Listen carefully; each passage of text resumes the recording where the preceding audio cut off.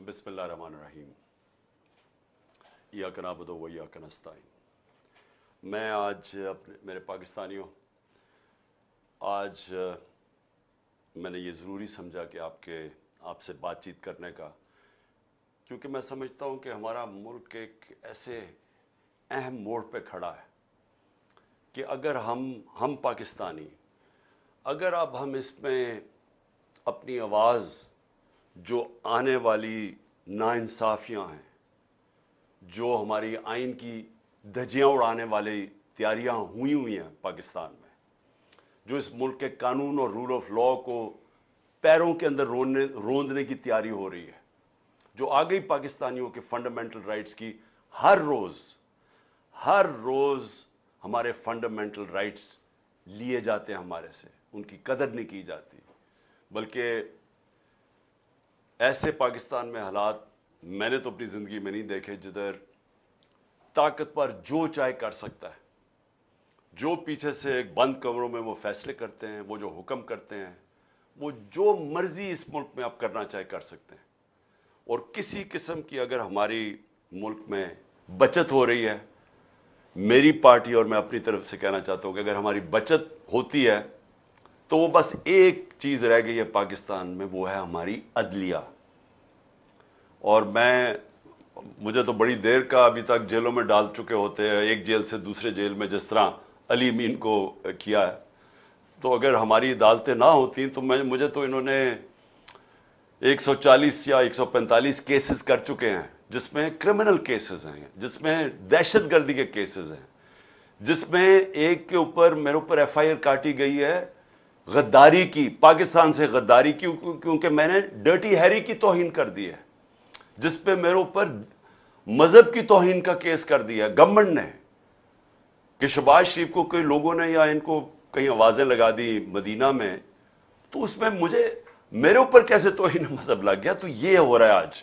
मेरे घर के ऊपर हमले हुए हैं, 24 घंटे मेरे घर के ऊपर हमला किया गया, यानी कोई इसकी मिसाल ही नहीं है किसी जमहूरियत के अंदर जो हुआ है मेरे साथ। और फिर गोलियां, कत्ल करने का केस। लेकिन मेरा छोड़ें, मुझे तो 2 दफा कत्ल करने के केस था, एक दफा वजीराबाद और एक दफा जुडिशल कॉम्प्लेक्स इस्लामाबाद में। लेकिन मैं बात कर रहा हूं जो मेरे लोगों से हो रहा है यहां। तो यहां तो सिर्फ हम एक ही तरफ देख रहे हैं, अदलिया की तरफ, और हम वो लोग हैं जो मुल्क छोड़ के नहीं जाने वाले। जो पहले क्या होता था कि जैसी ऑपोजिशन में आता था, जब केस शुरू होते थे, तो वो एकदम अपने जिधर उनके पैसे और सब कुछ पड़ा हुआ है वो बाहर भाग जाते थे, और बाहर रहते थे जब तक NRO नहीं मिलता था, तब तक वापस नहीं आते थे। तो हमने तो यहां जीना मरना है, हमने तो यही हमारा ये मुल्क है। मेरी तो कोई बाहर प्रॉपर्टीज, और लंदन तो छोड़ो, पाकिस्तान में तो प्रॉपर्टी है, बाकी दुनिया में कहीं और प्रॉपर्टी नहीं है, ना कहीं पैसे हैं, ना बैंक अकाउंट्स हैं। तो इसलिए हमने तो इसी मुल्क में आखिरी गेंद तक लड़ना है।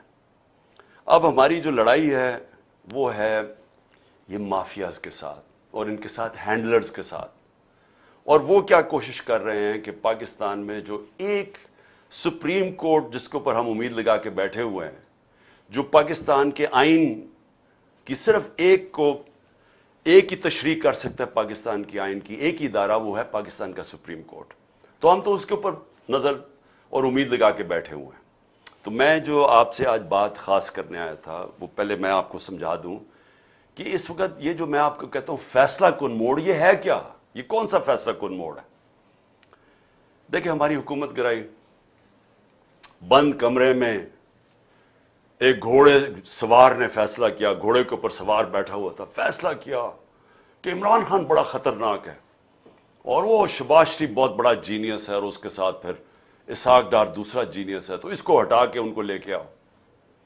तो चलती हुई इकोनॉमी को, जो खुद पाकिस्तान की इकोनॉमिक सर्वे जो इस हुकूमत ने पिछली मई के अंदर शाया की, उसके अंदर आप देख लें तो 17 साल में पाकिस्तान की बेहतरीन माशी परफॉर्मेंस थी।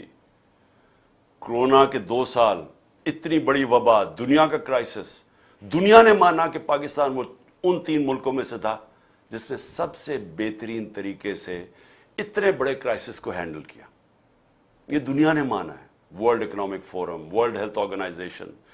آپ امریکہ کا جو پچھلا فائنانس سیکٹری تھا جو ٹرمپ کے زمانے میں, اس نے کہا, یا اس سے ٹرمپ سے پہلے پریزیڈنٹ کے زمانے, اس نے کہا کہ اگر امریکہ پاکستان کی طریقہ پہ چل پڑتا جس طرح پاکستان نے اس وبا کا مقابلہ کیا ہے, تو پتہ نہیں کتنا 10,000 ارب ڈالر کا امریکہ کا بچ جانا تھا. سو ہم اپنی بات نہیں کر رہے, دنیا نے اکنالج کیا, ہمارا جو احساس پروگرام دنیا نے اکنالج کیا کہ جس طرح ہم نے اپنے لوگوں کو بچایا, جو کیونکہ کرونا کے لاک ڈاؤن سے نچلا طبقہ پس گیا, غربت ساری دنیا میں بڑھ گئی, تو پاکستان کی مثال دی جاتی تھی جس طرح ہم نے احساس پروگرام سے, اور اپنے پھر اسٹیٹ بینک نے بھی کیسے ہم نے اپنی انڈسٹری کو بچایا, اپنے لوگوں کو بچایا. تو یہ تو دنیا نے اکنالج کیا ہے. اب ہمیں ہٹایا جاتا ہے. ہر چیز ریکارڈ پہ تھی, ایکسپورٹس, ریمیٹنسز یعنی آمدنی, ڈالر کی آمدنی ریکارڈ پہ تھی, ہمارے ٹیکس کلیکشن ریکارڈ تھا, ہماری انڈسٹری 17 سال کے بعد 10% پہ لارج سکیل مینوفیکچرنگ آگے بڑھ رہی تھی. روزگار, یعنی ورلڈ بینک نے کہا کہ سارے بر صغیر میں جدھر سب سے زیادہ روزگار کرونا کے دور اور اس کے بعد دیا گیا وہ پاکستان تھا, ورلڈ بینک کی فگرز ہیں. تو ہم آگے بڑھ رہے تھے, ہماری ٹیکسٹائل انڈسٹری بڑھ رہی تھی, ہماری جو کسان تھا 4.5% پہ ہمارا ایگریکلچر گرو کر رہا تھا. تو جب اس نے جناب جنرل باجوہ صاحب نے فیصلہ کیا کہ اب اس کو حکومت کو گرا دینا چاہیے, اور اصل میں جو ان کی بڑی پسندیدہ شہباز شریف کو وہ لے آیا. تو جب وہ لے کے آیا, میں نے اس سے پہلے کوشش کی اس کے لانے سے کہ پاکستان میں الیکشنز ہو جائے, پاکستانی عوام فیصلہ کرے کہ وہ کس کو چاہتے ہیں, بجائے یہ کہ سندھ ہاؤس کے اندر ایک منڈی لگے اور اس منڈی میں 20-20, 25-25 کروڑ دے کے لوگوں کو خریدا جائے اور گورنمنٹ گرائی جائے. اور جو پھر جنرل باجوہ نے جو استعمال کیا اپنی ایجنسیز کو, جو ہمارے جو تھے ایلائز ایم کیو ایم اور باپ پارٹی, ان کو ہمارے سے علیحدہ کیا گیا. وہ تو سب ساروں کو پتہ اس چیز کا. لیکن ہوا کیا پاکستان میں اس لیے کہہ رہا ہوں کہ میں نے تب تجویز کی کہ الیکشنز کروائے جائیں.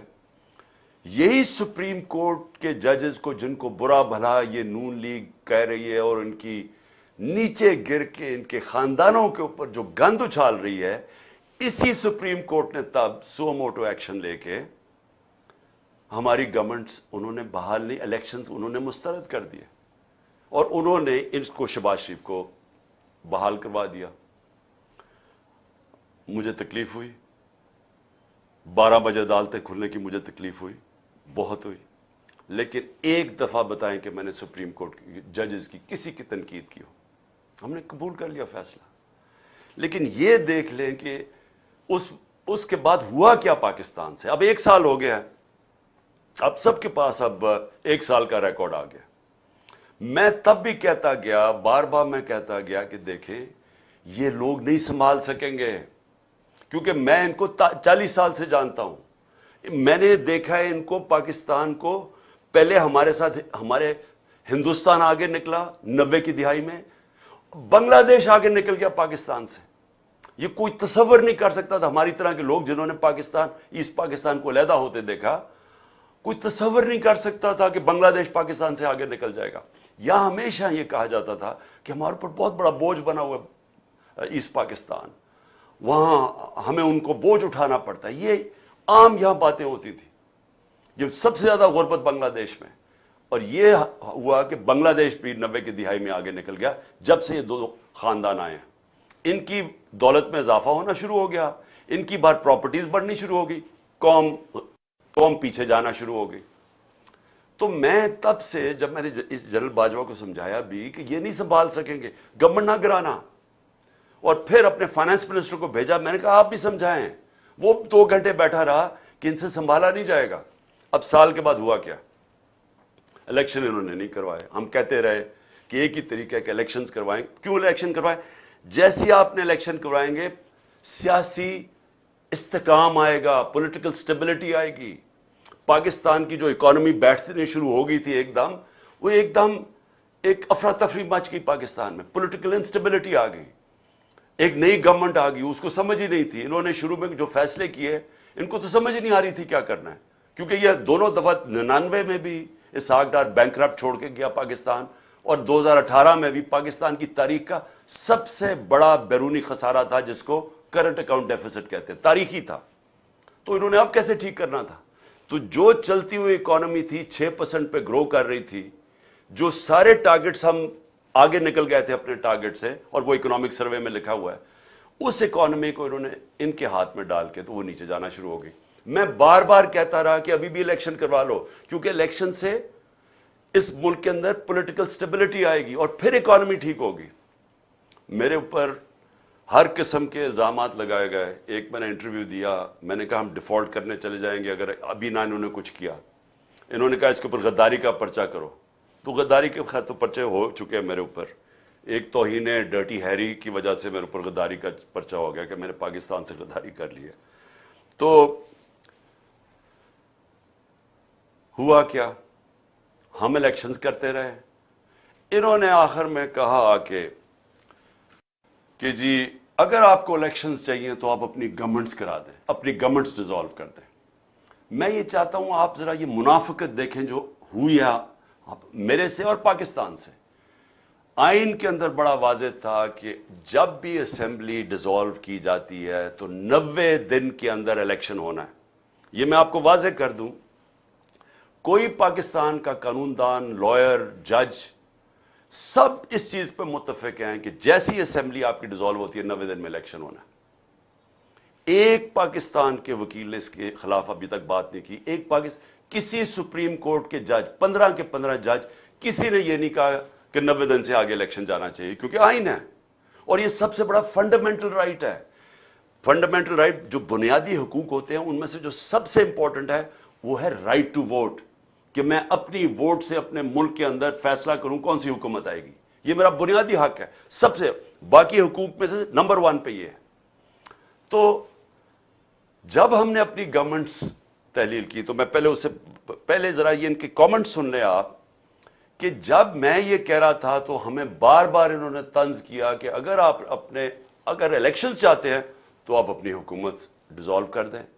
تو یہ ذرا پہلے آپ دیکھ لیں خود ہی کہ انہوں نے کیا کہا تھا. تو توڑیں پنجاب اسمبلی, توڑیں کے پی کے اسمبلی اور چلے جائیں الیکشن میں. میں انہیں گارنٹی دیتا ہوں, ان کو انشور کرتا ہوں کے پی کے اور پنجاب اسمبلی توڑ دیں. میں انہیں کہتا ہوں کہ دیر ول بی نو ضمنی الیکشن. ایسی صورت میں جنرل الیکشن ہوگا. خیبر پختونخوا اور پنجاب کی حکومتوں کو ڈیزالو کر دیں, وہاں تو آپ کی حکومتیں ہیں, آپ ڈیزالو کر دیں تو آپ یقیناً انتخابات کے مطالبے کے حق میں ایک قدم آگے بڑھیں گے. پنجاب کی اسمبلیاں تحلیل کر دی جائیں اور کے پی کی اسمبلیاں تحلیل کر دی جائیں تو خود بخود ہم الیکشن کی طرف چلے جائیں گے. اگر عمران خان کو واقعی شوق ہے الیکشن کروانے کا, ان کے تو بہت آسان طریقہ ہے. خیبر پختونخوا اسمبلی, پنجاب اسمبلی, کشمیر کی اسمبلی, گلگت بلتستان کی اسمبلی توڑ دیں, آج الیکشن ہے. اگر آپ الیکشن چاہتے ہیں تو پھر دھرنے کی کیا ضرورت ہے؟ توڑیں کے پی کی حکومت, توڑیں پنجاب کی اسمبلی, توڑیں جی بی کی اسمبلی, توڑیں اے جے کے کی اسمبلی, ختم بات. تو توڑیں.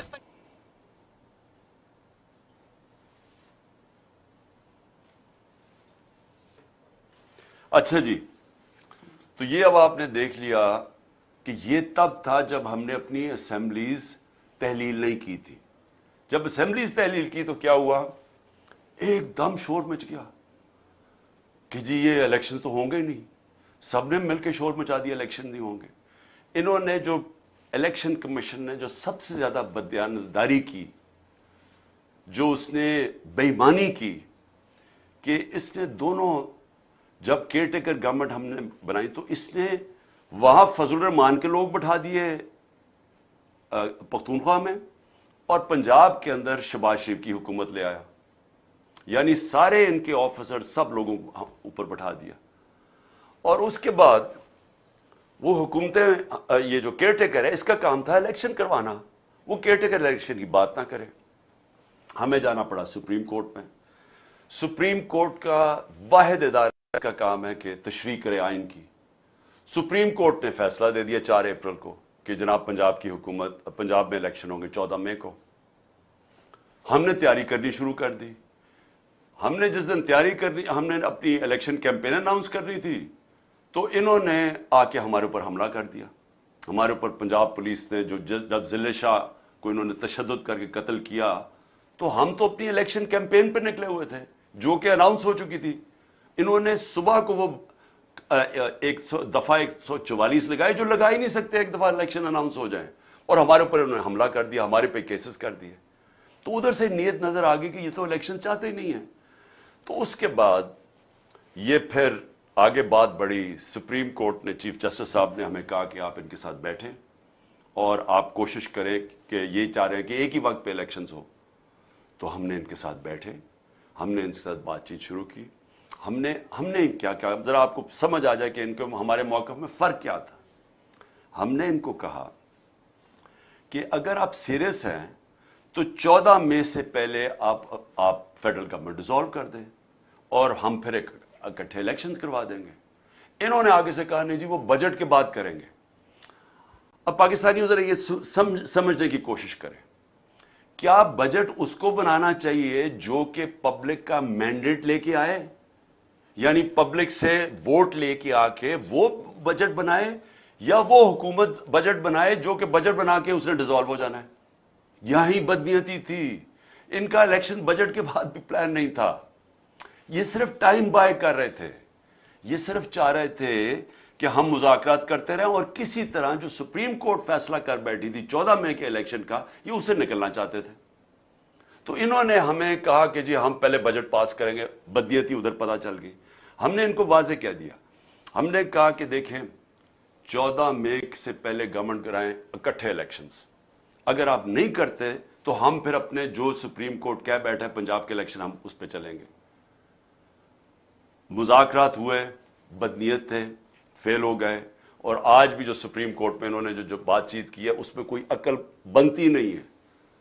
जो उन्होंने आर्ग्यूमेंट्स दिए हैं, कोई किसी भी, यानी किसी दुनिया की जमहूरियत में ऐसी बातचीत हो सकती नहीं है जो इन्होंने बातें की हैं। अजीब अजीब इन्होंने कोई दिए कि हम इलेक्शन इसलिए नहीं करवा सकते, पता नहीं पैसे नहीं है, तो पता नहीं हम बजट पास करेंगे, आईएमएफ का प्रोग्राम है। आईएमएफ का प्रोग्राम है, ये भी सुन लें। ये कह रहे हैं कि तब तक आईएमएफ से एग्रीमेंट हो जाएगी।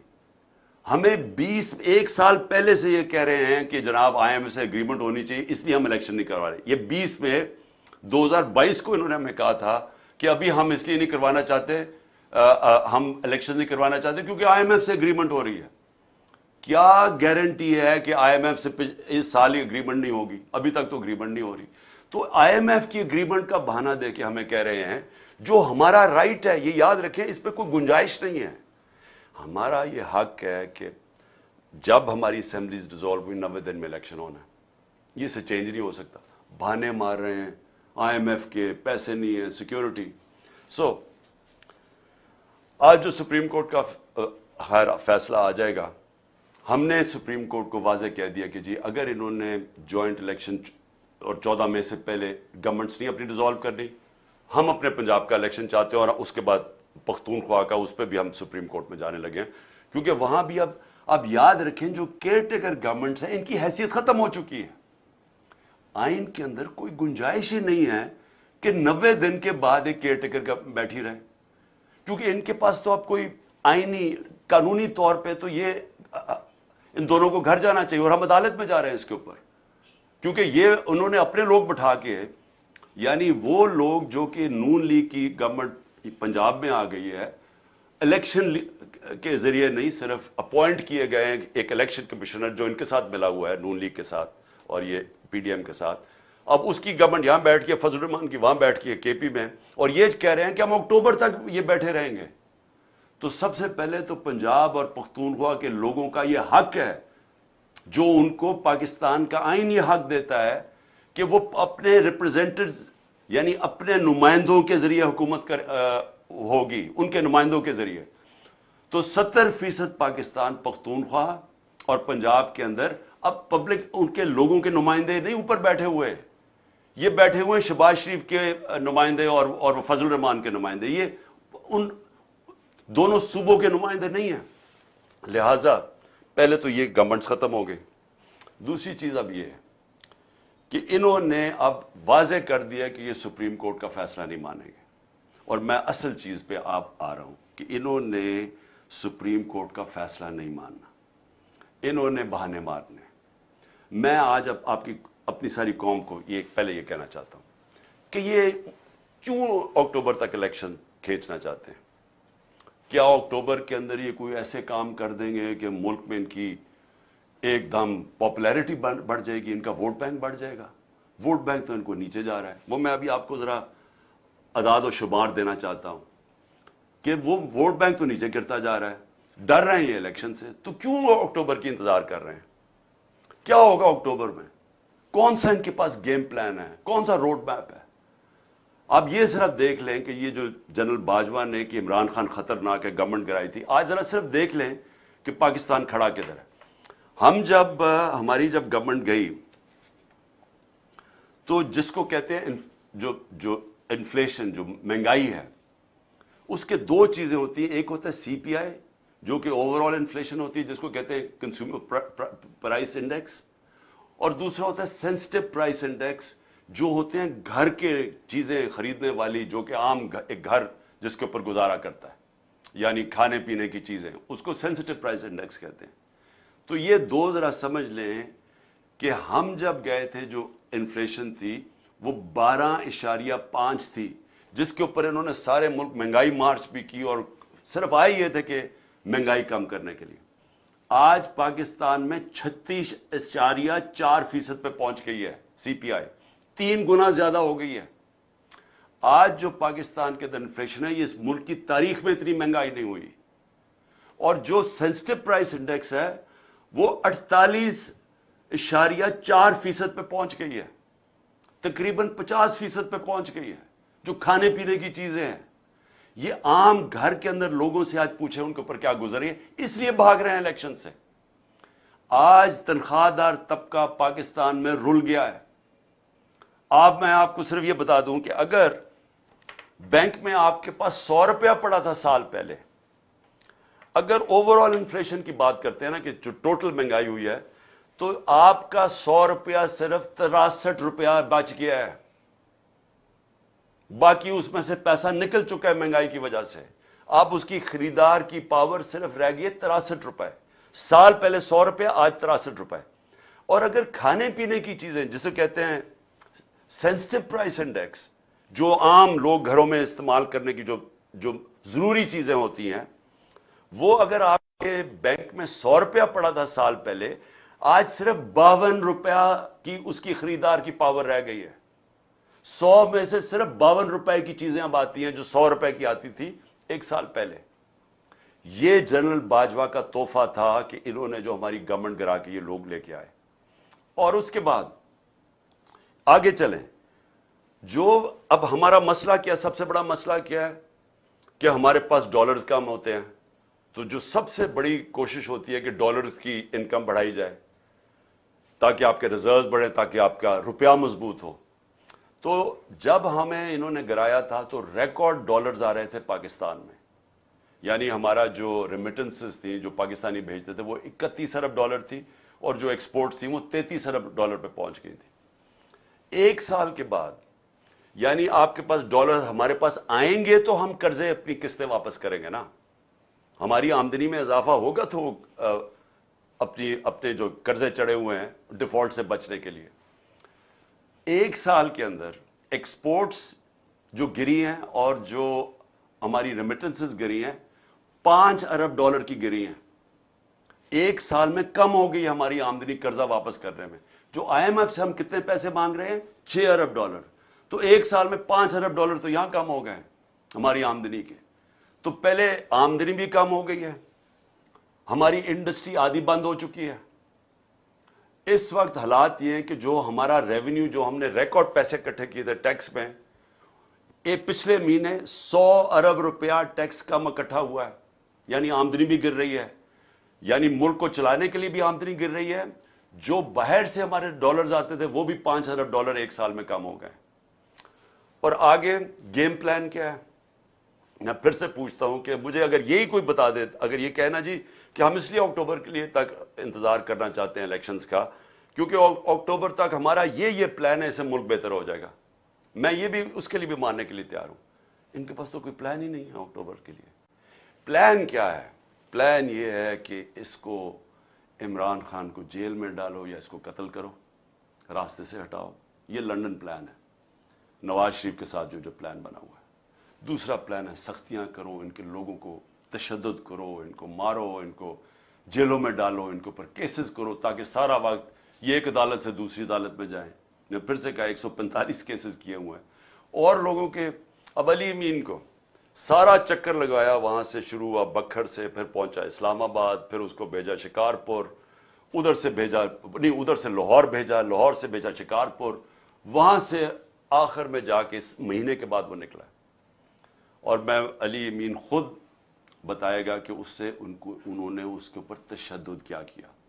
मैं चाहता हूं कि उसकी जुबान से आप सुने कि कौन से पॉलिटिकल वर्कर को पकड़ के तशद्दुद किया जाता है। मैं कल कहूंगा कि वो मीडिया के सामने और बताए उसे इन्होंने लाहौर में किया क्या है, और वो सबको बताएगा कि वो किसके कहने पे ये किया गया था तशद्दुद। वर्कर्स को जेलों में और सारा कुछ, और हर रोज हरासा, जब कुछ होना लगता है पकड़ना शुरू हो जाते हैं, जब कुछ होता है दफा।